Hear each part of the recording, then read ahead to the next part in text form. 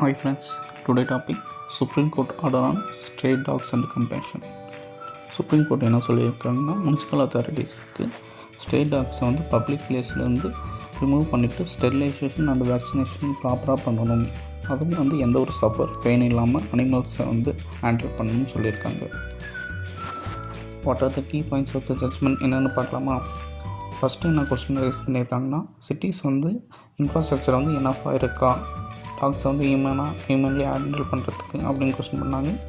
Next constitutional basis article 51(a)(g) என்ன சொல்லுதுன்னா, every citizen வந்து எல்லா லிவிங் கிரியேச்சர்ஸும் கம்பேஷனாக வந்து ஹேண்டில் பண்ணணும்னு சொல்லியிருக்காங்க. Prevention of cruelty of animal act 1960s அனிமல்ஸை வந்து பெயின் சஃபரிங் இல்லாமல் ப்ரொடக்ட் பண்ணணும்னு மென்ஷன் பண்ணியிருக்கு.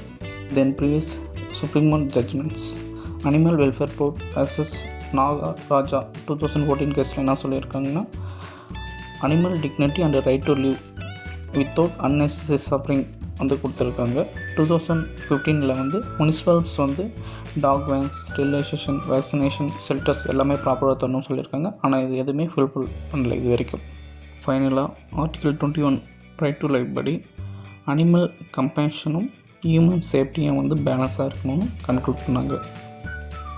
Let's look at MCQ, under which article of the Indian Constitution is duty of every citizen to have compassion for living creatures. Article 19, Article 21, Article 48, Article 51(a)(g). Comment correct answer in the comment section. Thanks for watching friends. Please subscribe our channel too.